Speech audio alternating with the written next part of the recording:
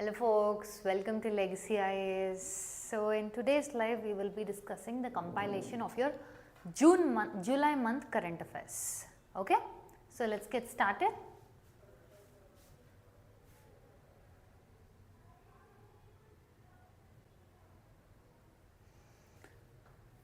Alright, so today's video pe, okay, we will have a list of topics we are discussing. We will just see what those are. Okay, from your GS paper 2, that is your polity, we will be discussing ban lifted on public servants participation in RSS activities.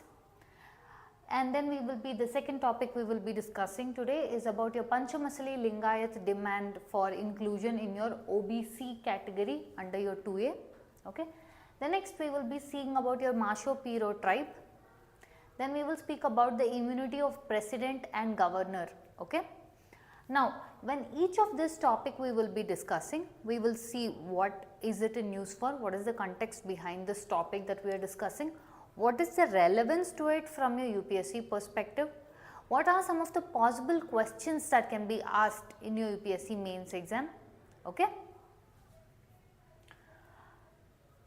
This again international relations further down the lane we will discuss. First, as of now we will be discussing your polity and international relations. Okay. We start with the polity. The first topic is ban lifted on public servants participation in RSS activities. Okay. So, we will just look at it like this. What is the context? Okay. Meaning why this news has come into current affairs? That is because recently, okay, your Indian government lifted a long standing ban, okay, on preventing public servants. Now, what do I mean by this public servants? Which means government officials. Okay. This also includes your all India services. Okay. That is IAS, IPS, IFS, Indian Administrative Service, Police Service and Forest Service. Okay. So, even they come under the ambit of public servants alongside your central government employees. Yes. From participating in RSS or Rashtriya Swayam Sevak Sangh activities. Okay. This particular news article states that from now onwards, specifically July 9th onwards, there is no ban if you participate in RSS, meaning what? Prior to this there was a ban if you were participating in activities of your RSS. Yes. So, we will further down the lane see what or when those ban was issued. Now, it is removed. What is the judiciary's viewpoint on this? Okay.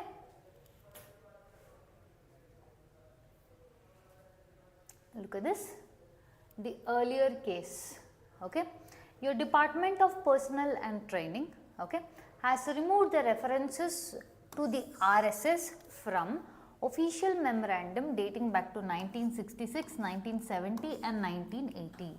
Okay, because on the topic that we are speaking, in all these 3 years, the official memorandum spoke, okay, which did not permit government officials or your public officials in participating in any of the activities of certain organizations. Okay. What more organizations are there we will discuss, but now one such thing in discussion is your RSS. Understanding? Clear up until here? We will move ahead.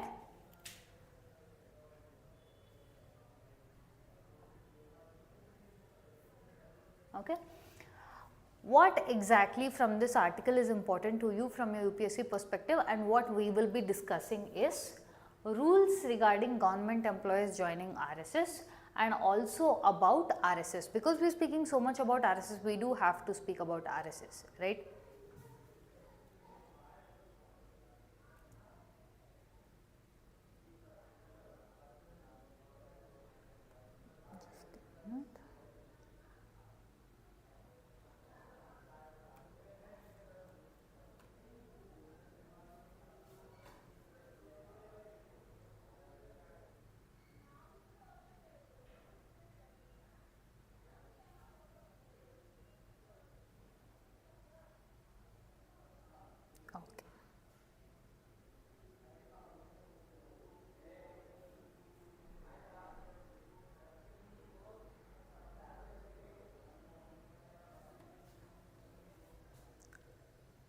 Alright, clear up until here?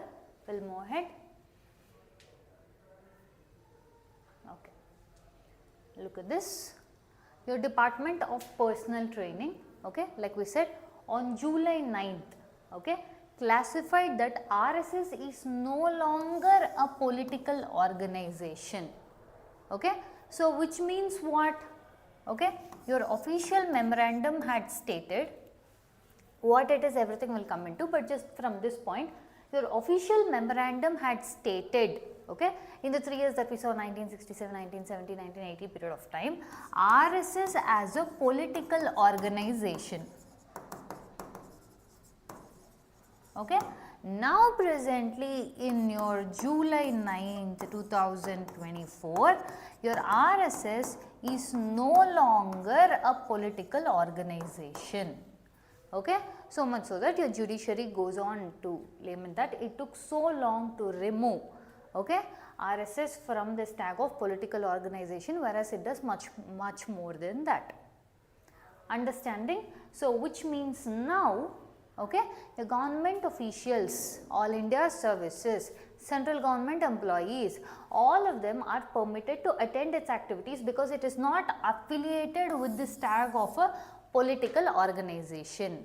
Now where they are telling, okay, only RSS is removed, but for any other, okay, body, okay, which is called as political organization, with that body your central government employees, that is your, let's keep it as government officials, are not to engage in activities of political organizations. This is in accordance with the rule 5 of one of your conduct rules. We will see much more of those as when coming. As of now, understand one thing, your government officials are not to associate themselves with any political organization, which is clearly stated in the conduct rules. Okay. But now they can participate in RSS because it is no longer a political organization as it was before. Understood this? Look at this, the conduct rules that we spoke about, right? According to this, Rule 5 of the Central Civil Services Rules of 1964 states that government services or government servants, okay, are prohibited in getting associated with political parties or engaging in political actions.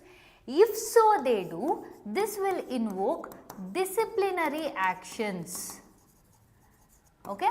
There are two important things to this you have to know. If in case they do end up, okay, having affiliation with any political party or in political activities if they are engaged in, it tends to lead them to political actions, disciplinary actions, and what disciplinary actions should be taken by will be decided by the government. Okay? It is left for the government to decide on the severity of the punishment. Okay? They have not told, if anyone engages in this, they have not set stone, told that this is the punishment you will get if you get engaged in any political activity. Rather, they have mentioned that the government will be the one who will take disciplinary actions against the civil servant or public official who will engage in any political activity. First thing. Second thing, the government is the one that will decide the severity of the punishment. Okay? How stringent the punishment is to be decided by the government. Okay? So, previously, okay, according to your Central Civil Services Conduct Rules of 1964, it had put both RSS and Jamaat-e-Islami as political organizations. Okay? Now, this RSS is removed from political organization tag. This is no longer a political organization, whereas Jamaat-e-Islami still continues to be a political organization. So, if any public servant or government official is to engage in the activities of Jamaat-e-Islami, they will now be put into disciplinary actions because this is still very much part of the code. Okay, whereas your RSS is removed from the tag. Clear up until here? Look at this. Your All India Services Conduct Rules of 1968 states that all of them, okay, all of the All India Services also are applicable under the same conduct rules. Understanding? Next, we spoke about official memorandums. Yes, according to the official memorandums is where many of the organizations were put in as political activity. Okay, understand it simpler manner. Your official memorandum is just this simple. They will, okay, they will not just give out vague terms, but rather they will name organizations. Okay, they can also name members of the organizations or units of the organizations and tell any association with these, okay, any association with these will invoke disciplinary action, whose severity will be decided by the government. Understanding? Clear up until here? Okay. Your official memorandum, okay, was issued by your Ministry of Home Affairs. Okay. Initially in 1966, it claimed that RSS and Jamaat-e-Islami were contrary to the government policies and could result in disciplinary action if the government officials are engaging in any of the activities with the so said organizations. Okay.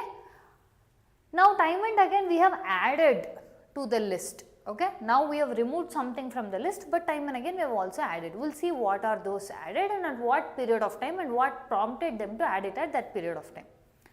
Understanding? Next, look at this. Your official memorandum of 1970. Now, whenever I say 1970, this denotes the period of your emergency. Okay. During emergency period of time, again Ministry of Home Affairs, during, okay, emergency period of time specified that alongside RSS, Jamaat-e-Islami, okay, Anandamarg, CPIML, all of this were further added, okay, which means any association with these, okay, by your public officials or government officials would invoke disciplinary actions, which will be, the severity will be decided by the government. Understanding? Clear up until here? Now, another official memorandum that we have that is seen in our conduct rules is official memorandum of 1980, okay, with importance, okay, it stressed adequate importance on maintaining secularism, okay, maintaining secularism among government employees and removing communal sentiments and biases. Clear? So, this was not any particularly, it was not stating any organization, but it was telling the overall objective behind, okay, the government officials not having to maintain a particular stand so as to avoid communal sentiments or biases when it comes to public sphere.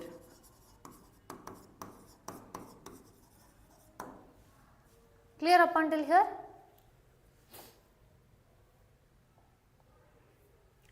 Okay. Now, before this is all this that we spoke about official memorandums or association of government officials with respect to political parties, we spoke of this after independence. Okay. Now, before independence, if we do see, okay, first and foremost was your government employees were governed by the Government Servants Conduct Rules of 1949. Again, when we say this, now we will take it before independence period of time, government officials were banned from, okay, understand this, government officials were banned from being part of any of the political organizations. Understanding? Okay. Like we said, it can have serious complications including dismissal from service. Again, it is not said this particular issue ke liye this will be the punishment, the severity will be decided by the government of India. Clear up until here? Now, we will be speaking about your RSS, because up until now we kept speaking RSS is not political organization, RSS is to be removed from this ambit. So, what exactly is Rashtriya Swayamsevak Sangh? Understanding? No. Your RSS was established in 1925, okay, in Nagpur by your Dr. K.B. Hegdewar, okay. Now it is there to promote Hindutva, okay, emphasize Hindu culture and national identity. In other terms, Hindu mobilization,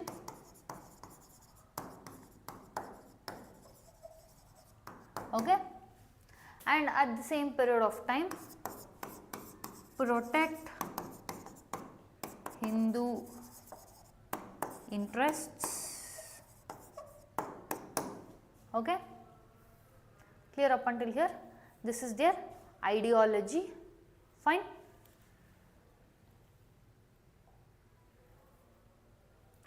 Now, what was their role with respect to pre-independence era and post-independence era?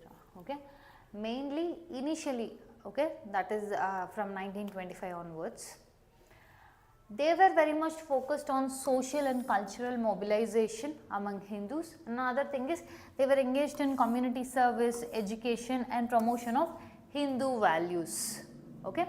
Whereas post independence, that is to be more specific, post the assassination of Mahatma Gandhi by your Nathuram Godse, okay, this was a very turning point where, okay, it became a huge mobilization, a lot of scrutiny was put through, okay, and post that, okay, one important event that happened was a form of Hindu identity,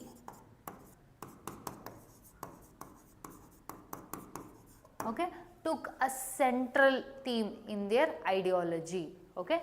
Hindu identity was the core from before, but now it took the central identity, okay. Initially post your Gandhi assassination by Nathuram Godse, okay, because of the mobilization and everything, they were banned. Later the ban was lifted after RSS pledged loyalty to the Indian constitution. Understanding? Clear up until here?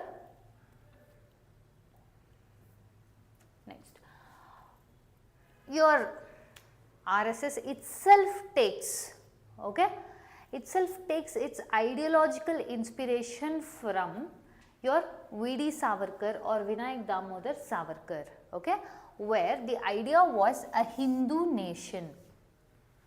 Understanding? So, the ideological founding of your RSS is somewhere associated with your V.D. Savarkar, okay. Next, now if you see with respect to RSS in the present times, it serves as the ideological head of your party, that is BJP, okay, and even today it focuses on your physical, intellectual and cultural training. Now when we spoke, okay, previously in the beginning of the news, your government officials are banned in taking part in any of the activities. Now they can take part in any of the physical, intellectual, cultural training, etc., okay, and it does not invoke disciplinary actions against them because now it is removed from the list. And also your RSS is your ideological head of your Bharatiya Janata Party. Understanding? Clear up until here? We will move ahead, okay. The very next topic that we will be seeing is your Panchamasali Lingayat demand inclusion in the 2A category, okay. First of all, understand this, okay. Among Lingayats, okay, among Lingayats, this is a subcaste, okay, that is your Panchamasali Lingayats, okay. They are one of the largest sect,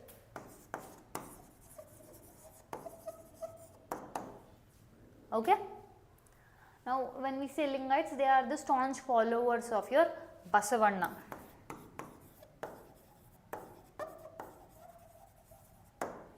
okay. Now they are asking for, okay, the agitation or the fight is for inclusion of Panchamasali Lingayat in 2A category, okay. Now what is this 2A category? Karnataka government, okay, gives reservation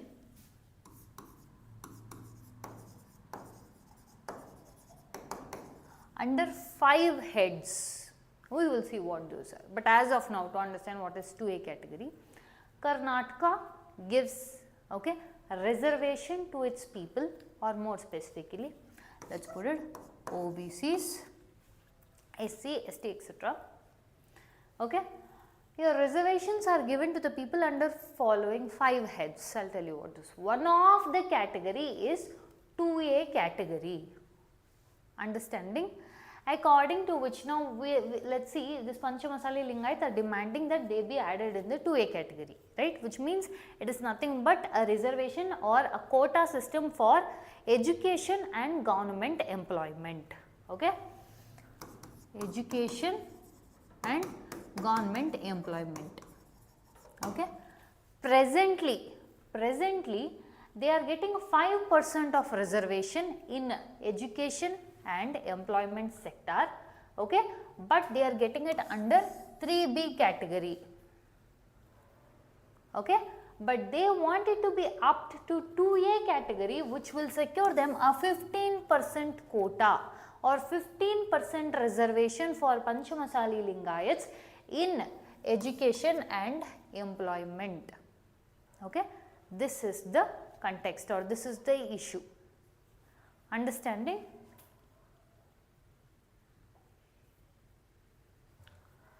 Now, like we mentioned, Lingayats are a subcaste within Hindu culture, where they are known as Veerashaiva Lingayats, who are followers of Basavanna, who was a 12th century reformer, who was against or who opposed orthodox Hinduism.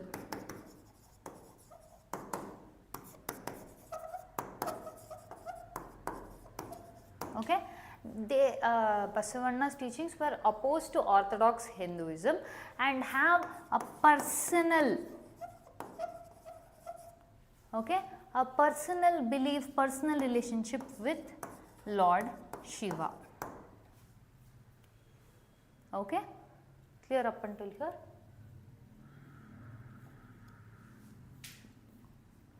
Next, the Panchamasalis are again within the Lingayat, subcaste within the Lingayat. They are one of the largest sections. 70% of Lingayat population are your Panchamasalis and 14% of Karnataka's population. Understanding? Which makes them the largest of the Lingayat population. Now, look at this. A reservation was initially carved out, in a manner that, see, I told you your government, that is Karnataka government give reservation, to the people in 5 heads, specifically I told you OBCs, right. First one is category 1, 2 is category 2A, third is category 2B, fourth is category 3A, and fifth is your category 3B. Understanding? The way this was there, understand when I say this was there, then what is the issue? Under category 1, 4% of reservation in your education and government employment was reserved for backward classes or BCs. In category 2A, 15% was reserved for your OBCs. In category 2B, 4% was to your Muslims. Category 3A, now this was 2B. Category 3A pe 4% of reservations were given to Okkaligas, Balijas, etc. Category 3B, this had 5% of reservation for your Lingayat, Marathas, Christians, etc. Then SCs had 17%, STs had 7%, the economically weaker section is 10%, and in total it contributed to 66%. Whereas your Supreme Court put a ceiling on the reservation which has to be capped at 50%. All reservation, inclusive of all reservation, should be capped at 50%. But what happened was the previous government when it came, Okay. It proposed an alternate, okay, to the reservation. What did it change? Same, category 1, okay. Now we will see the was and is, okay. The category 1 was retained same way, 4% for backward caste, 4% for backward caste, no changes. Second, category 2A, okay, which said 15% was reserved for OBCs. Same thing, category 2A was retained, okay. First one, no change. Second one, that is your category 2A, 15% for OBCs, also no change, this was retained. Whereas in category 2B, where 4% of reservation was held for Muslims, that was removed. Okay, category 2B was removed. Okay, rather a new category was put in as category 2C. Okay, in this, okay, 6% of quota was put together, okay, wherein 2% will be given to the Muslims. The remaining 4% went to your Wakaligas, Balijas, etc. Okay. Next, category 3A was removed and they were only put into your category 2C. Yeah. Category 3B was also removed, rather category 2D was created, according to which, okay, 7% of reservation was now given to your Lingayats. Okay, understanding? Then again SCs were given 17%, STs 7%. Okay, your EWS or Muslims were together put in this 10% and total was 66%. Understanding? Now, when this was done by the government, this invoked legal issues where now it is pending the order from the judiciary to clear. Okay. Now, when the Lingayats share, see when we said here Lingayat share, it was initially 5% previously. Now, it was increased to 7%. Yes. But despite this also, agitation did not stop. The agitation went ahead asking for the 7% was to be added to the second category or your category 2A, wherein you get 15% reservation. Okay. This is the fight that is happening. Now, the possible outcomes or the possible agitations that is going on is towards an extent that they be added into the central list. This is state wise, right? State wise, if they are not able to, okay, and their agitation is also increasing on a larger level. So, one of the proposed methods is, how about they get it in the central list? How about they get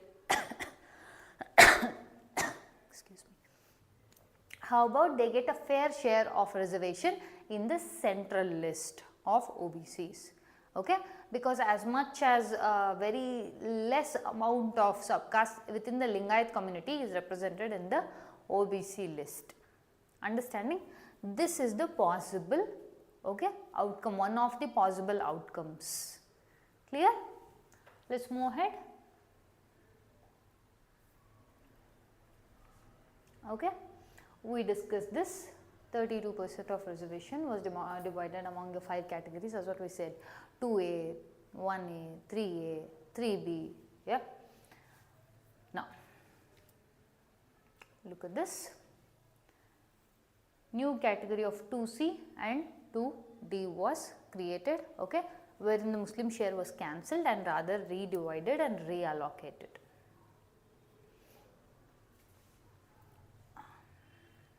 Okay. One main thing is, all this we have discussed, yeah, where the Lingayat share increased from 5 to 7%, Vakaliga share from 4 to 6%, and yet your Panchamasalis are asking for an increase to here 2A, that is nothing but your 15%. Okay, this is what we discussed, what would happen if, okay, their target or demand is not met, then possibility of they being involved into the OBC list, in the central list. Okay. Of all the things, only 16 Lingayat subcastes are put in the very backward list, and they may receive, Panchamasali Lingayat may receive the reservation under your central OBC quota. Fine. Now, the next topic that we will be discussing is your Masho-Piro tribe. Okay. What is the context? That is, why is it in news? For what are we discussing? Okay. One thing about your Masho-Piro tribe is, it is a very uncontacted tribe, which means they are not, okay, very social. Okay. They are more of to themselves. Okay. And they also hold the tag as largest uncontacted tribe, which means they are almost some 750 in number. Okay. But they are to themselves, and they are somewhere housed in and around Peru. Okay. Recently they have again surfaced or come into contact they are more specifically found in your Amazon rainforest. They have again come in the forefront or made contact, or they have been in the forefront is because of the search for food and safety. Now, why is this particular topic? Some tribe in Peru, okay, that is the news about.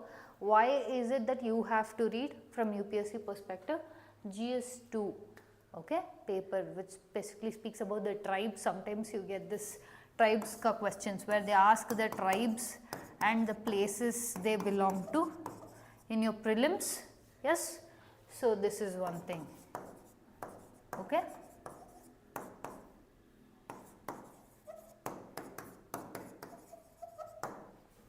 This is your prelims question. Fine. Let us move ahead. Now look at this. The zone, okay.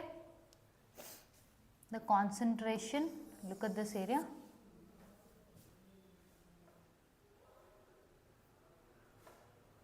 This is where they are housed in, okay. Give it a minute. Yeah. They are very much the inhabitants of your Amazon rainforests, okay. They do not make much contact with the outside world, okay. They do make contact with your easy tribe, but one thing is, there is an issue when it comes to this uncontacted people, okay. There is an issue when uncontacted people tend to make contact or come into mainframe, which means mainframe instance come in contact with the mainlanders. One main issue, okay, why this particular topic came in is, when we say uncontacted, okay, they are cut off from your mainlanders. When they make contact, like I told you, there are hardly 750 folks. The main issue is, when they come in contact, they also come in contact with common illnesses, okay. They are also in contact with the common illnesses, okay. Because they have been uncontacted, they did not have to develop immunity against the common illness, but now suddenly if they come in contact, they also contact the common illness, which means their immunity or their ability to, okay, catch diseases. When we say diseases, common communicable diseases are very higher and they are at a higher risk, okay. This is one important topic that also comes into picture, okay. Now, during your 1880s, okay, during the rubber boom, that is all your rubber when it was in high demand and when people were trying to extract and create and everything, those giants, when we say giants, people who are doing it for very commercial and in a very exploitative manner, when they came in contact with this tribe, okay, they faced significant exploitation, violence and atrocities committed on them, okay. So, to protect and preserve, okay, their land, their culture, their language, their lifestyle, okay, in 2002 Peru established Madre-Dios Territorial Reserve to protect the Macho Piru's land and way of life. But one of the issue that came ahead with this is the initial proposed plan or area, okay, to be under protected area, okay, and the one that was actually coming into implementation, okay, it was only 1/3 of the proposed land which got implemented. Okay, which means they were put under extreme stress. Why? Because the area they were confined to as a protected area became very, very negligible. That is what we say. 1/3 of the proposed area was put under. So, this is why they had to come out, right? In the first slide itself we saw, why did they have to come out? Look at this, in looking for food and safety. Look at this, in search of food and safety. Why? One of the main reasons is the proposed land and the implemented land, okay, is just 1/3 of it. Understanding? Now, because Peru has come into topic, we will just see about few things of Peru also. It is in the Western South America region, okay, and look at this, Peru, alright. It is now bordered by Ecuador, Colombia, Brazil, Bolivia, Chile and Pacific Ocean. Understanding? Clear up until here?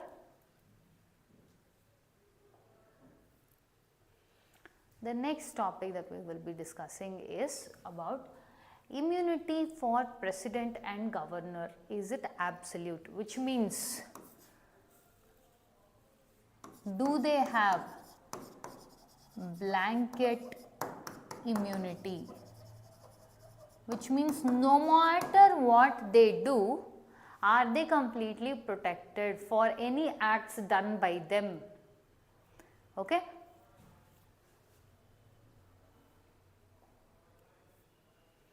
Look at this. Why are we discussing this topic? Is because of this particular thing that came into your current affairs. What exactly is that? A 3-judge bench led by your former Chief Justice of India, presently former, back then July current affairs, no? So, back then Chief Justice, but presently former Chief Justice of India, D.Y. Chandrachud has involved the Union government and requested the assistance of Attorney General of India to determine whether the blanket immunity granted under Article 361 to the President and Governors while in office undermines fairness and constitutional morality and violates the fundamental right to equal protection of the law and a fair trial. Okay. This topic, this particular issue or current affair brought this topic into the foreground. Okay. So, where will it be useful for you from your UPSC perspective? In your GS paper 2 about your constitutional bodies and more specifically the role of the governor. Okay. Done? Clear up until here? We'll move ahead. Look at this. A possible mains questions that you can, okay, expect from this particular topic. Let's read out the question. Further, the answer for this is what we will be discussing. Fine. Does Article 361 grant absolution to the governor even against criminal charges? First part of the question. Second part, analyze if there is a need to review the immunity granted to the president and governors in the Indian political system. This particular second part of the question is nothing but, okay, what the current affair page is asked. Look at this, a 3-judge bench has been constituted to speak on the same topic. And now the question has come. Look at this. Analyze if there is a need to review the immunity granted to the president and governor in Indian political system. Understanding? So, this is based on a current affair question. See, 2024 mains pay, there was a question that came about one nation, one election. They were asking about electoral reform. They asked it why? Because it was about your Ramnath Kovind committee. That was a current affair, so they asked it in that manner. Yes, and then they asked this question about CAG 2024 mains pay, where it was about the CAG role is not just auditing but also the propriety. Again, why did they ask? Because it was in question, a petition was raised. Okay, when your CAG had reviewed about Ayushman Bharat ka propriety, telling that the details of the Ayushman Bharat, the deliverance was not to the intended party. When this was told by the CAG, the petition was raised as to how is CAG doing this? CAG's role is only auditing, no, why is it doing the propriety? Which means whether the disbursed amount is not just used for the particular scheme, but is it used correctly? Understanding, that is why that question came in the form of CAG. So, similarly, this particular question that we are speaking about, okay, a 3-judge bench, okay, was formed to discuss on the topic of your immunity of your president and governor. That is why the question is speaking about analyze if there is a need to review the immunity granted to president and governor. Understanding? Clear up until here? How the current affair and your mains questions are getting linked? Next. So, first let us see what is the background of your powers of president and governor. This whole issue came into, okay, the governor's power, president power, etc. all this came into forefront or current affair is because a contractual women employer, okay, in Raj Bhavan has claimed, okay, sexual harassment allegations against the governor of Kolkata.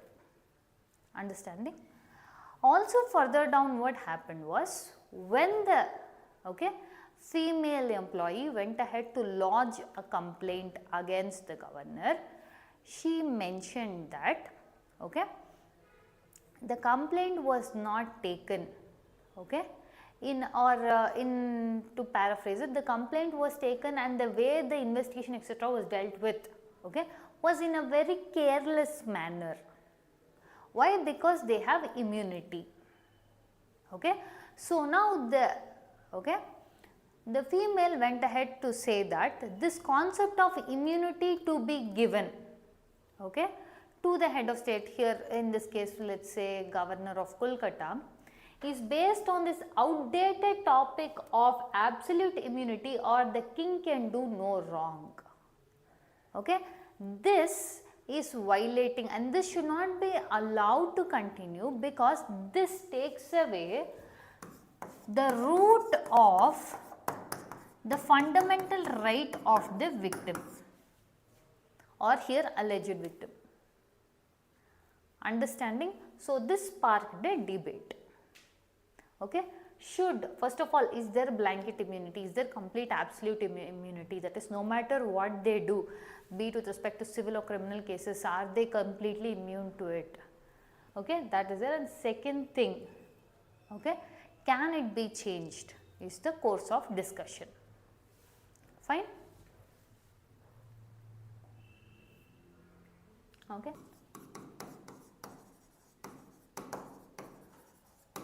The first provision speaks that whether the governor or the president does not have to come and, okay, speak in the court determining their actions which they did in the official duty. Understanding? Clear up until here? Okay. The second, your article 61 deals with, okay, impeachment of the president in case of violation of constitution. Now, this is not defined. Yes. Now, look at this. The second provision also states that, okay, no criminal proceedings whatsoever shall be instituted against the president or the governor of state in any court during his term of office. Does that mean, okay, that no criminal proceedings can be taken on them at all?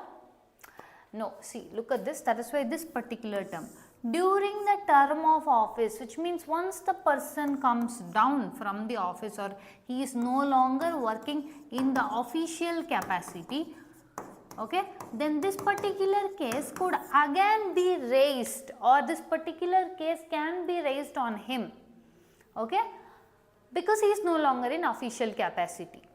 But according to the act, it says that while he is in the office, no criminal proceedings can be taken place on him. Now when the excuse me, when the complaint was raised on, okay, on a particular governor, here governor of Calcutta, it was spoken that fine, no criminal proceedings you are telling, but why not investigation? Why is police investigation getting hampered? Okay, or why are they treating it in a very careless manner? Because of this immunity. Understanding? Now, this is where your Supreme Court has asked, okay, in a 3-judge bench with the aid of your Attorney General of India, whether this protective immunity, okay, is so complete, is it like a blanket immunity, okay, that it cannot be investigated into, okay, these kind of issues. Understanding? Now, look at this. This was the argument stated by the complainant, or here the alleged victim, okay. The reason we have to keep using alleged is because again nothing foreground is yet to happen. Article 361 of 2 versus Roots of Citizens, that is nothing but no criminal proceedings, okay, against the governor or the president here in this aspect. No criminal proceedings can be instigated against incumbent governor, okay, while he is in his official capacity. Now that is almost like a blanket immunity. This is the arguments coming from the, okay, women employee who will be called as XXX in this case to not disclose the information of the women. Understanding? Where the person has stated that how is this particular, so this is what, when we are giving this kind of clause, the Article 361 of 2 is what, no criminal proceeding against the governor. On what basis you are telling? On the basis that king can do no wrong concept only. See, this concept of king can do no wrong concept, or nothing but your divine rights of king is what we call as, is almost the main intricate provisions of your England or your British, okay. Now from that concept you are taking this and giving this kind of blanket immunity, no criminal proceeding can be instigated, while the very root of my fundamental right is violated, my Article 21 or my right to life was violated. While what? You trying to prove this outdated concept. Why it is outdated? Because it is affecting my fundamental right to life live. Okay. This concept also, okay, you are telling you will not do criminal proceedings, but fine, at least you will have to let it to be investigated, but even that powers are being curbed, first from the police side and second because of the issues from the immunity. Okay. The quoting was also done of this particular case, Rameshwar Prasad versus Union of India, where yes, they do have civil immunity, but okay, under Article 361 of 4, it said that that doesn't mean that they cannot be investigated for any malefides conducted. That is the provisions that we have, 2 months notice should be given before you start investigation. So, there is a feature that the malefides can be investigated for your civil proceedings. The same way it should also be created for criminal proceedings is what the complainant states. Understanding? Clear up until here? Okay. The next thing is quoted of here, Ram Naresh versus State of Madhya Pradesh, which states that the immunity does not include investigation, or that is what the argumentant is trying to prove. Why was the investigation not being conducted in a wholesome manner, or it is done in a very careless manner? Understanding? Now, the very next topics that we enter. One main thing is we have completed polity up until here. The next topic that we will be starting is your social justice and governance part of the July current affairs. In this, we will be discussing is about recent trends in immunization and digital health initiatives. Next, we will be speaking about your Chandipur virus infection. Then we will speak about the plastic waste problem in India. Then we will speak about the toll that extreme heat has taken on women. Then we will speak about your Niti Aayog's SDG Index 2023 report. Then we will speak about your Digital Bharat Nidhi. Okay. Again, the same social justice and your governance portion pe we will speak about your Parekh report, okay, which speaks about inclusion of your class 9, okay, performance. Then we will be speaking about your report highlights of global food security. Then we will speak about your latest updation of the phase of Pradhan Mantri, okay, Gram Sadak Yojana. Then we will be speaking about Vatsalya scheme. Then we will speak about your Nirman portal. Then we will speak about the men's reproductive health and the associated taboos regarding it. We will speak about the World Population Day, and then transforming healthcare with digital technology. Last one is methanol, how is it procured and used as liquor. Now, these are all the contents that is coming under the social justice part of your July 2024 current affairs. Fine, let us get started. The very first topic in the social justice topic that we are discussing is recent trends in immunization and digital health initiative. Okay, look at this. Why this came into news, or what is the context behind it?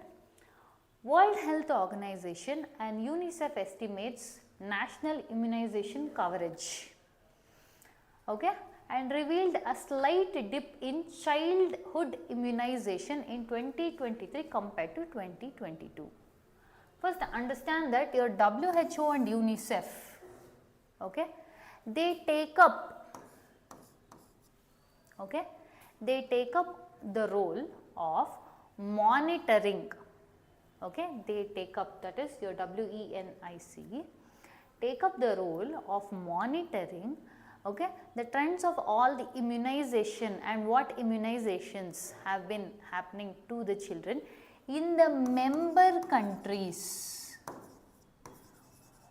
okay, member countries largely your UN, United Nations, okay, to see how, okay, the immunization with respect to the child is happening. Okay, based on that it has submitted this report. According to that report, the immunization, okay, that is the vaccines. Now, here when we say childhood immunization, which means vaccines given to children, right, in 2023 was less than what was in 2022.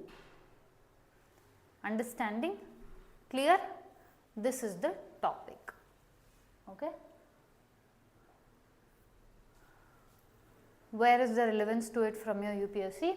GS2, okay, and what will be the contents that we will be discussing in this topic is about the key highlights of your WHO and your report findings. Another thing is what is UN, okay, we will see what those are. Okay.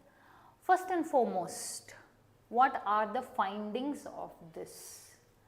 Global immunization stagnation has happened, which means 2.7 million additional children are either unvaccinated or under vaccinated compared to the 2019 level, which means the amount of vaccines given to the children have experienced a dip compared to the 2019 level, okay, that is 2022-23.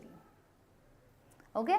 When we say unvaccinated and under vaccinated, which means no vaccination done or not enough vaccination given. Understanding? Clear? Because when you see the trend with respect to immunization, okay, the number of unvaccinated and under vaccinated children has been significantly reducing, but it is not yet, okay, in a very stable position. Like we said, see 2.7 million, and upon that India's position is even more higher, okay. We will see that also, okay. India's immunization trends, one of the main, okay, or very basic thing that vaccination has to be given is your DPT, okay, which is nothing but your diphtheria, pertussis and tetanus, okay. It was 95% in 2022 and 93% in 2023, which means 2% dip is experienced when it comes to vaccination. Understanding? Now, what would happen if this proceeds? Zero dose children, okay.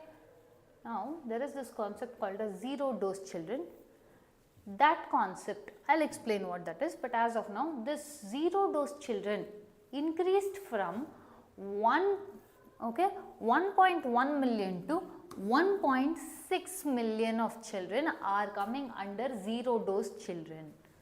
When we say zero dose children, it means these are the children who have received zero vaccinations or no vaccination. If you don't receive vaccination, what happens? Your ability to fight back the disease becomes very weaker. You do not get to have a chance, okay. So, even diseases which can be prevented will lead to, in worst cases, death, okay.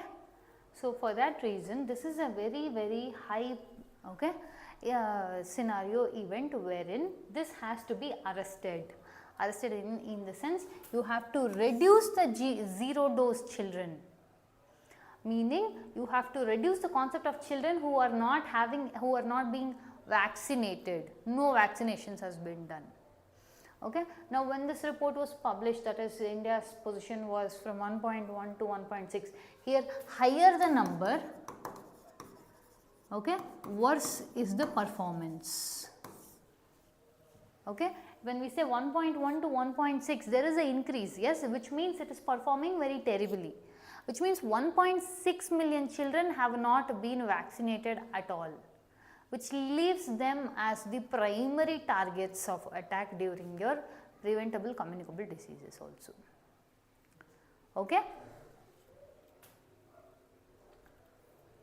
Now, look at this. What is this UWIN? Okay. UWIN is nothing but a digital initiative, okay, which is to modernize universal immunization program, okay. Vaccines. Now, we have, for example, Mission Indradhanush. Yes, these are all the efforts taken by the government to deal with, okay, immunization to the children against 7 different diseases here, okay, diphtheria, whooping cough, etc. Okay. Now, one thing this your UWIN portal does it will register and track every pregnant woman and newborn and the vaccines they have been received and also the doses of the vaccines that they have received. So, it becomes like a complete database registry which tracks from the pregnant woman stage to the ongoing doses stage. Understanding? The next is it accesses central database and it is also based on your real time data provided. Fine?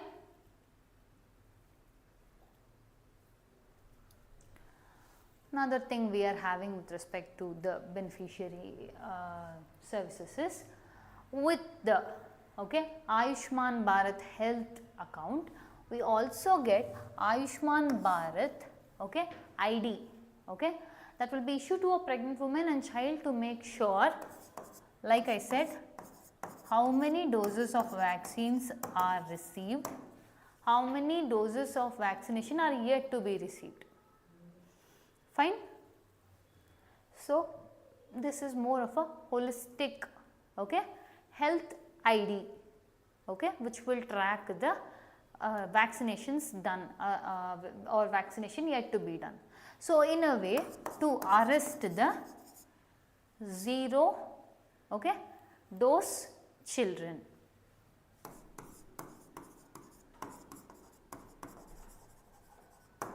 And for complete basic immunization.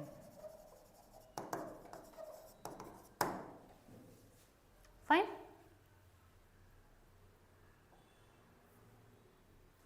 The next topic that we will be discussing is your Chandipur virus infection. Okay. Why this particular topic is in news? It's because 6 children die of suspected Chandipur virus infection in Gujarat. Where is it coming? In your GS paper 2. What is this Chandipur virus infection? First and foremost, it belongs to Rabidoviride family or the same family which causes the rabies virus. Okay?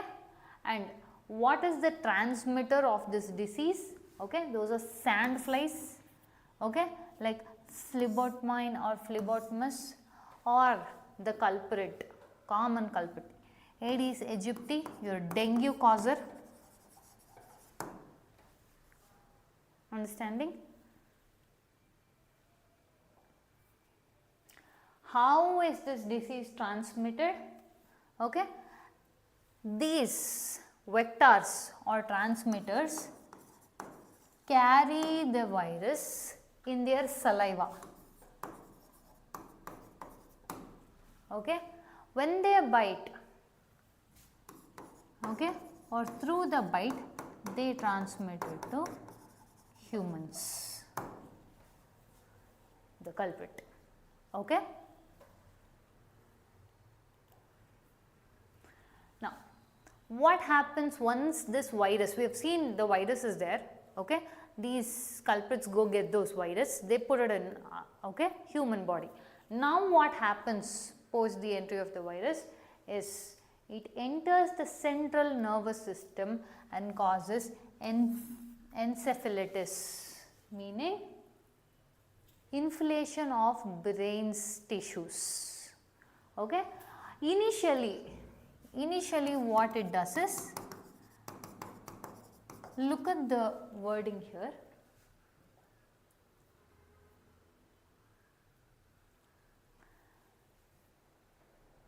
Six children die of suspected Chandipur virus, which means suspected. Why are they not able to for sure tell, this is the virus? And if they once know, then they could probably take preventive measures. Now, that is where the trick lies with this. First thing is, in the very initial stages, the first stage, okay, the first stage is flu-like symptoms, meaning what? Fever, headache, body pain, nausea, so these kind of things. Okay. In the second moderate state, when I say moderate, it leads to increased level of, okay, altered mental status, dizziness, tiredness, okay, lack of breathing, all these things. And in the worst case, okay, that is when encephalitis happens, that is your brain tissue damage, everything happens. This leads with the bleeding tendency, anemia, and also with the rapid progression, death within 24 to 48 hours of hospitalization post encephalitis, because this is the worst case. Once this happens, this is next is death. Understanding? The age group or which demography it targets is below 15 years of age children. Understanding? And also there are no vaccines available for this particular virus. The only thing that can be done is, okay, when they come to know, they can change it with respect to the each of the stages. Now, let us just look at this. in the last decades, if you have observed, a major outbreak, okay, major outbreak was observed in parts of Andhra Pradesh, Maharashtra and Gujarat. Okay, and the cases have also, Gujarat has seen increasing in spikes of these cases with respect to 2014, 2016 and 2019. But alongside this, it has also spread to your Tamil Nadu, Karnataka, Bihar, Madhya Pradesh and Uttar Pradesh. Understanding? Now, look at this. The symptoms which are appearing, look at this, how it is. Very high grade fever or above 102 degrees within the first 24 hours. Okay. Next is vomiting, diarrhea, headache, delirium, convulsions. Okay. If these are seen in the first 24 hours to 48 hours, then based on this we can assume it is this. Okay. Look at this. Doctors say that any fever that lasts over 24 hours should be taken seriously and medical help should be sought. Full sleeved clothes should be worn to reduce the risk of insect bites. Understanding? Because we do not have, okay, a strong basis to screen this virus, or we do not have any vaccination to deal with it. Okay. We have no specific antiviral therapy or vaccinations available for that. Fine? Clear up until here? We will venture into the next topic. Okay, that is the plastic waste problem in India. Clear up until here? Any doubts?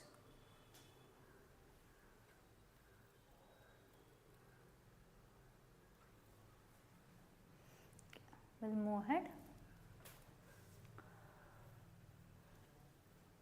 When we speak about plastic waste problem in India, okay, this topic has come into the foreground is because of your Central Pollution Control Board has given a report, 2020-21 report, which indicates the country generates 4 million tons of plastic waste annually.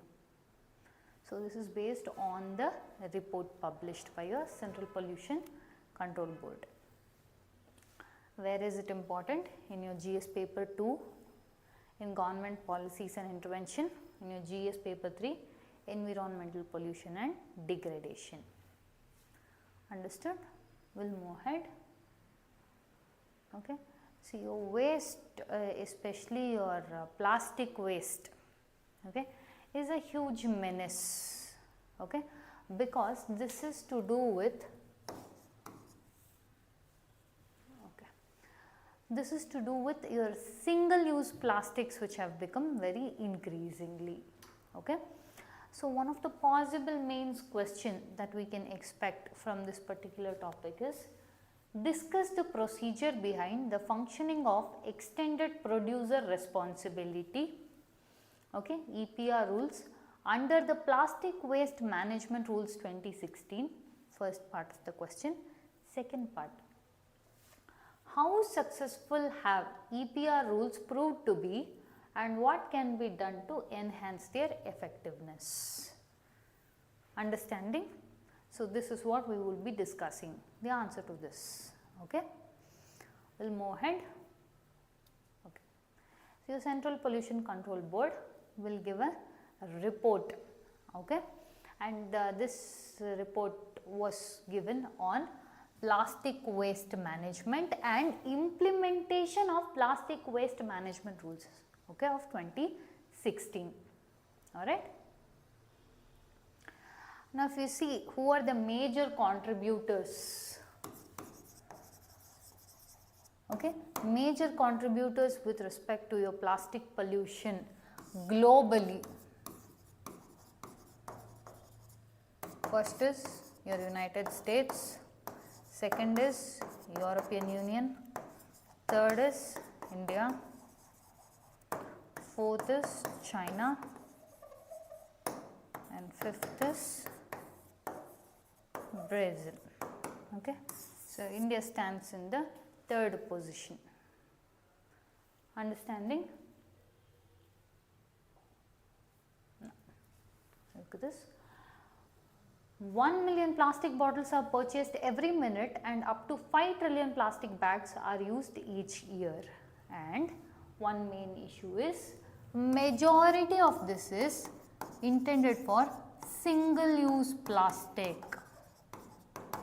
What is single use plastic? As the name states, it is one time use plastic. It is one time use and discard.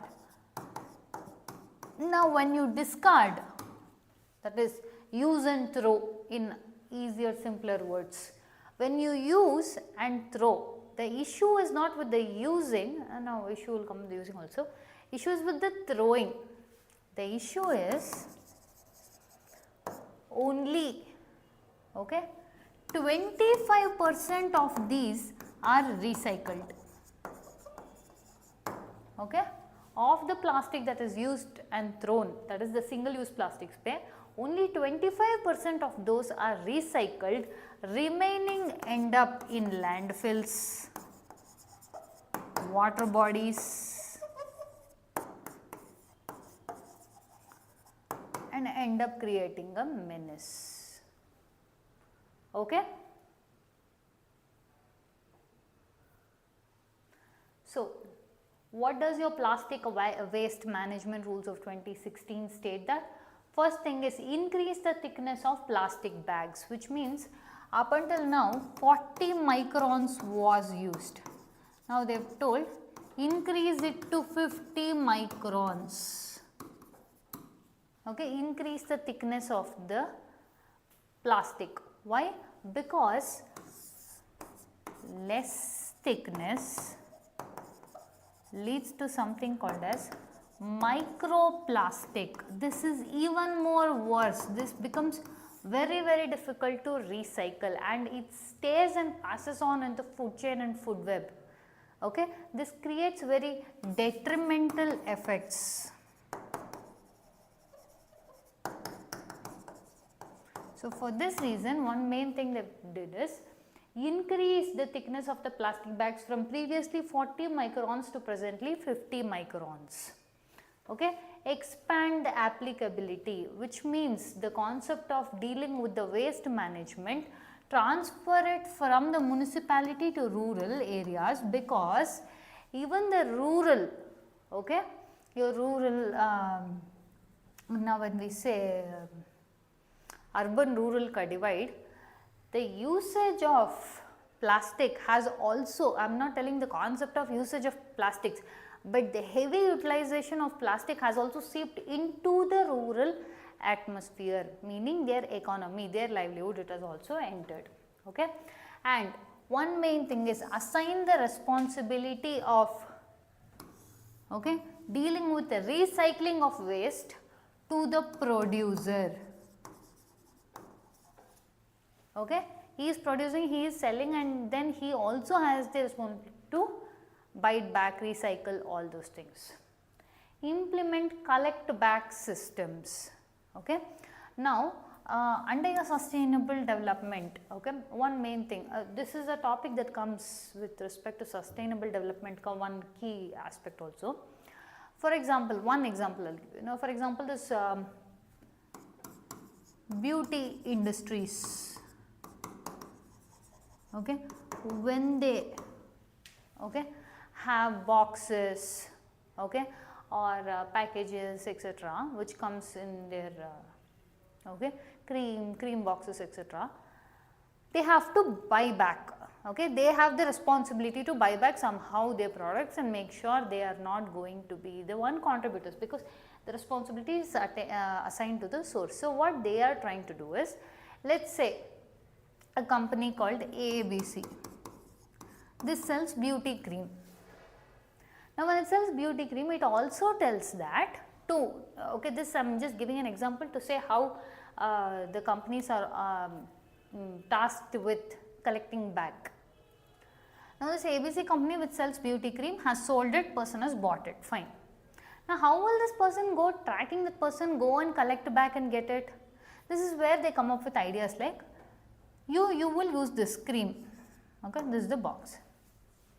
Now the second time if you want to purchase the same cream, okay, if you give this box back, on the second cream of box that you will buy, I will give 10% discount.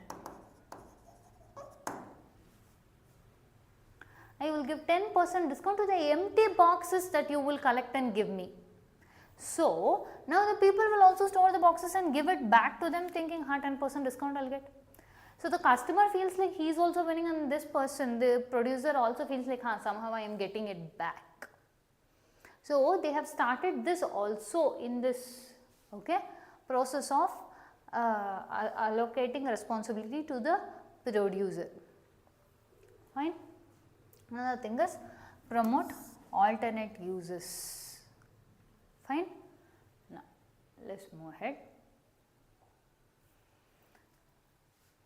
One main thing that requires very immediate attention is India's plastic usage may rise by 4 times by 2040, and there is a huge threat of plastic waste in India.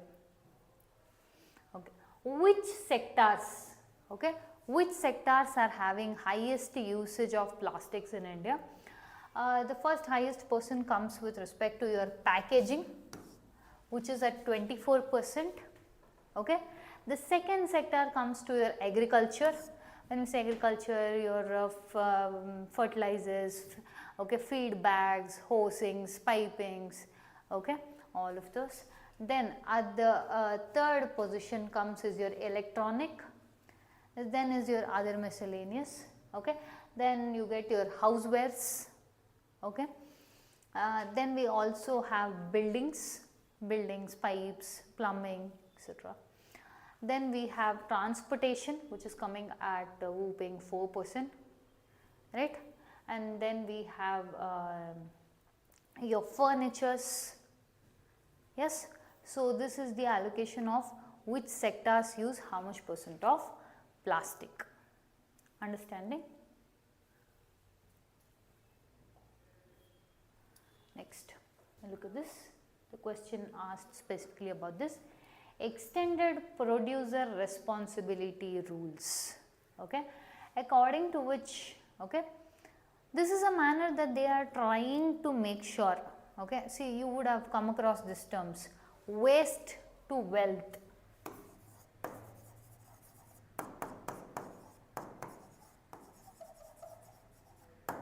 Waste to wealth initiatives, one such thing is your exchange trade, meaning think of it like this, extended producer responsibility, think of it like this. I am a company ABC, I generate sufficient amount of plastic waste. Now, I am not able to, in previous case we saw that one company was able to take it back, it took it back, but this company is not able to take it back for XYZ reasons. Now, there are these middlemen, we call them XYZ. These people are only there for this waste collection, waste collection and waste recycling.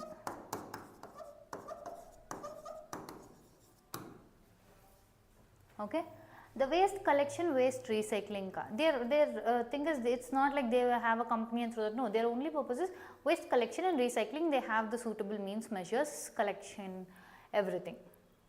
Now, through this what they will do is, now they have removed or recycled this much of plastic, yes. Now, when they have removed this much of plastic from the nature, what happens is, now they can go and upload that in a portal. Now, for companies which are not able to do that, they can buy this from the portal, fine. So, in a way it is like these people have to reduce this much amount of plastic, and these people are making wealth by waste recycling. So, waste to wealth, understanding. But one such issue that your Central Pollution Control Board calls it as teething problem is, it is a very huge laborious task to make it all digital. Secondly, some very exaggerated claims come from this. For example, people claiming 3 million plastic was recycled, which means in this also they have found loopholes. Okay, in this also they have found, okay, people trying to do it in a manner which is not as per the rules. Understanding? So this has all created issues. Yes, your Central Pollution Control Board, if it finds out, if they are not adhering to the standards, they issue huge fines, etc. But again, the process itself is very laborious. Okay? So it is having a lot of problems associated with it. Okay? But this is the first step in the beginning. Understanding? Yes? One main thing about this is it is tradable, which is why we mentioned waste to wealth initiative. Okay. Next topic that we will be discussing about is toll that extreme heat tends to take on women. Okay. 2023 was recorded as the hottest year of all the records. Now, the heat, common heat, okay, whatever it is, that tends to take, okay, a very serious effects on women. Okay, what are those? How are those? Let's see. Where is it relevant? GS2, government policies intervention, okay, role of women, social empowerment and issues related to women. And in your GS paper 3 with respect to climate change, environmental pollution, degradation. Understanding? Clear up until here? Possible mains question from this topic could be, women are disproportionately harmed by extreme heat, largely because of unequal power dynamics, gender norms and unequal access to resources. In this context, analyze the toll that extreme heat takes on women. Understanding? Let's see. First we will see all the reports that is needed. Okay, your answer also has to have the reports. Yeah, and also, you know, prelims sometimes they tend to ask about the report published by whom, etc. So, according to a global gender gap index, it states that India ranks 18th from the bottom, okay, with respect to the gender gap or your differences between male, female, with respect to education, employment, owning property.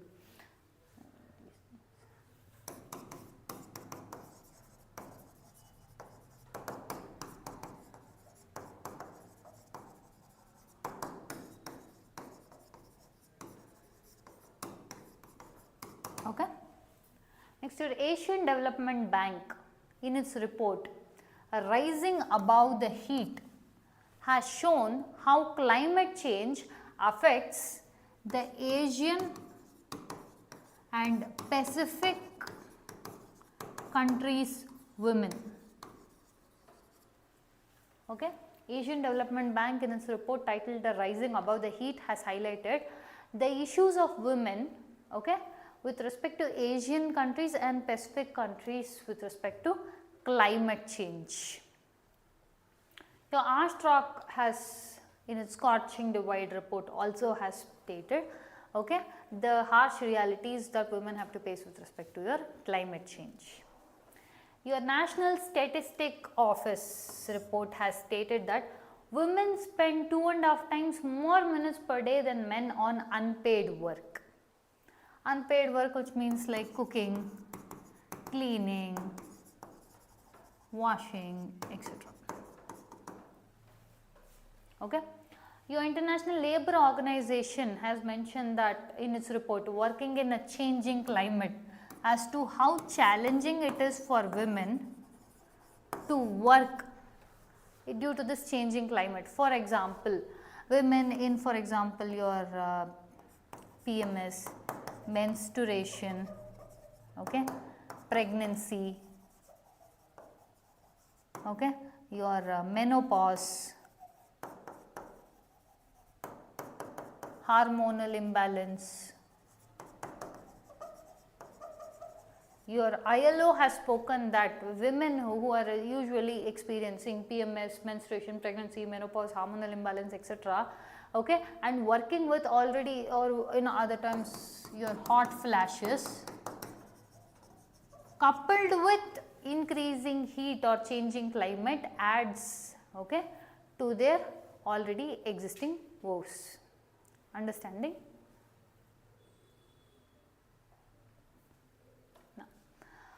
One thing your reports have highlighted more is women who tend to live in housings or roof which are made of tin, plastic, asbestos, etc., okay, wherein the heat gets trapped. Not conventional housing, but because of living in slums, okay, or subpar housing conditions, create the material used, okay, create in such a manner that, okay, it becomes a heat sinking source where the heat gets trapped, and, okay, it becomes even more difficult for the people to go through with increasing climate change. Understanding? Okay.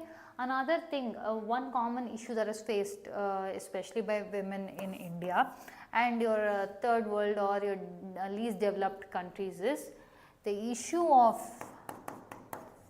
cooking with the fire stock or firewoods, in other terms, congested or not well ventilated cooking kitchens, which add to the plight of women. Okay. Your urban female informal laborers, okay, face extreme weather conditions. When we say urban female informal laborers, which means, for example, your hawkers, flower sellers, domestic helps, street vendors, yes, these kind of people face the difficulty of extreme weather conditions. Despite that, they have to do that, okay. And casual wage workers, especially their your textile, okay, or working in places which are very difficult to more specifically in casual wage workers, they have given this direct example of women working in Manrega, okay, where they have to work outside and scorching sun hits them even more harder, along with the women's condition like we mentioned, menstruation, okay, your PMS, menopause, hormonal imbalance, hot flashes. Amidst this, adding to this aids, okay, in difficulty for them, okay. And also one more thing, your International Labour Organization working in changing climate has told that when it comes to India, which houses 1/6 of the global women, which means India is the home to 1/6 of women, okay, faces a large number of difficulties of climate change on women. Understanding?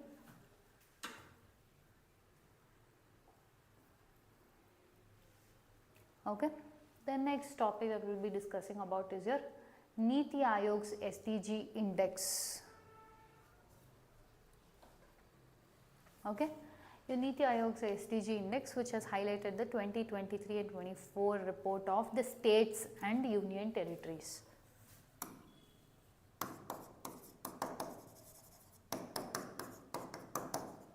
Okay. Where is it relevant? In your just to government policies and interventions. Okay.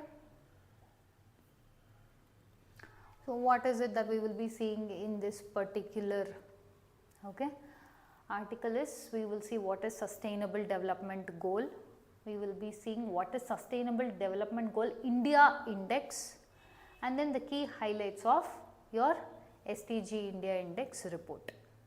Okay. First thing is, your sustainable development goals has 17 features in it. Okay.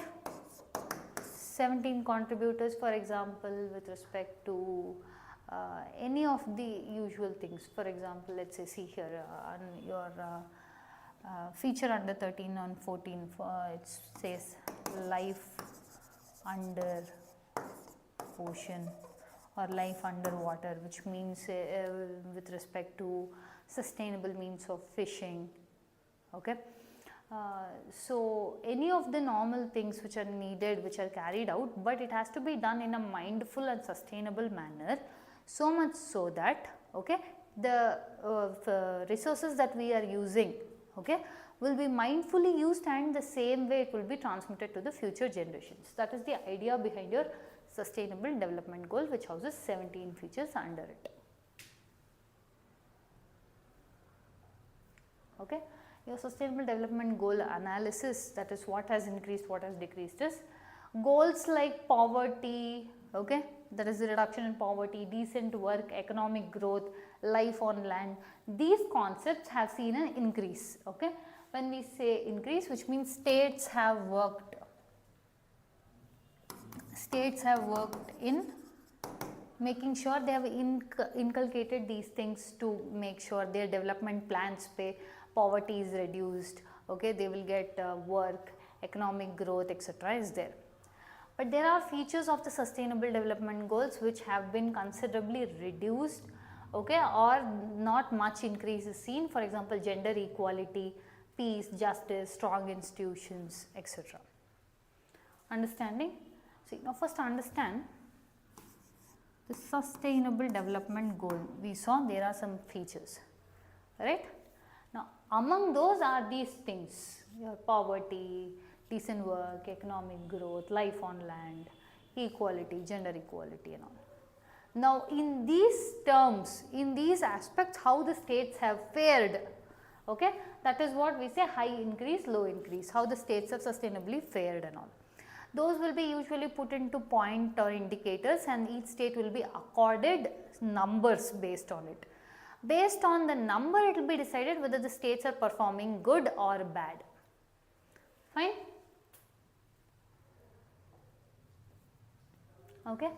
Now, your concepts of gender equality was one of the lowest score among all of the goals.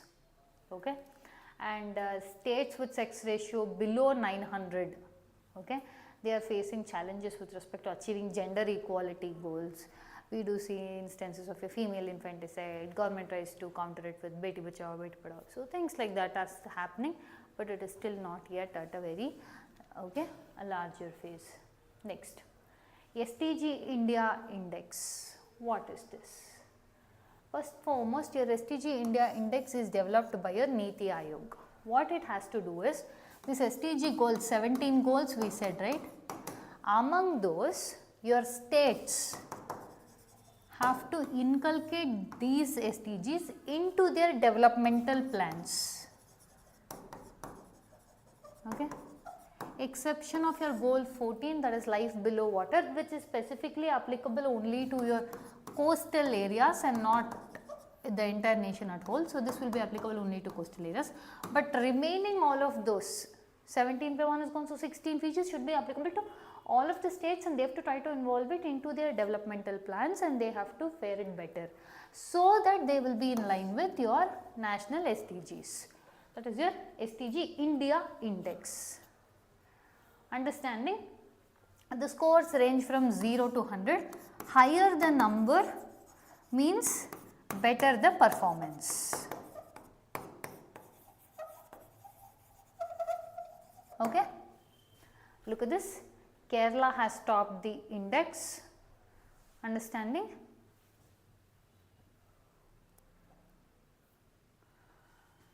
So, consequently, our figures have been increasing scores from 57 to 16, 2019, 66 in 2020 to presently 71 is the score.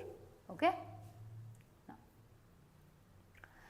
the SDG India Index report highlights this. Okay. India's overall SDG, as we saw in the previous, it rose to 71. Okay. The top performing states were your Kerala and Uttarakhand, each with 79 points. Okay. Your Bihar was the one that scored the lowest with 57 points, and behind it was, okay, just the one above is your Jharkhand with 62 points. Fine. The next topic that we will be discussing about is your Digital Bharat Nidhi. Understanding? What is this? Look at this. This is in news because to increase the telecom connectivity in rural areas, Department of Telecommunication has released draft rules to operationalize Digital Bharat Nidhi. Okay. Where is it relevant with respect to UPSC topic? In GS paper 2, government policies and interventions. Okay. Now, what we will be looking through in this particular topic is we will see what is Digital Bharat Nidhi, underutilization of USOF, okay. What is the Universal Service Obligation Fund, or what is USOF, okay. Next, the first, Digital Bharat Nidhi, okay. This was established under the Telecommunications Act of 2023, and this is the one that has replaced the Universal Service Obligation Fund, okay. One thing is, your telecom companies, okay, will pay, okay, their contributions to Digital Bharat Nidhi,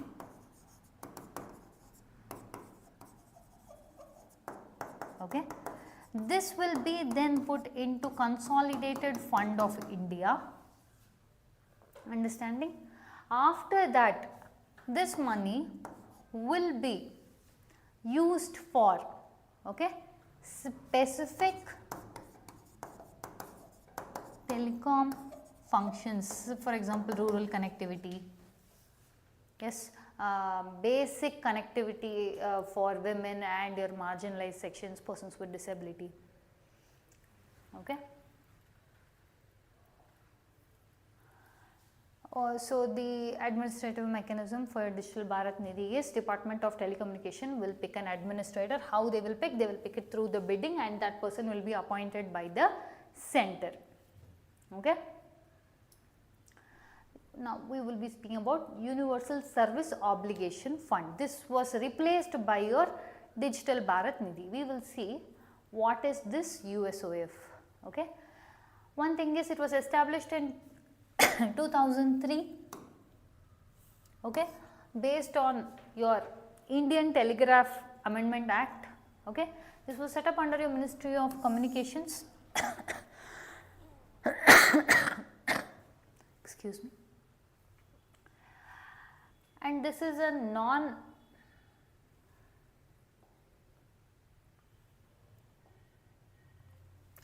one common complaint that was coming, okay, from your USOFOs. Look at this, I told in the Digital Bharat Nidhi itself, I explained the telecom companies will pay certain money.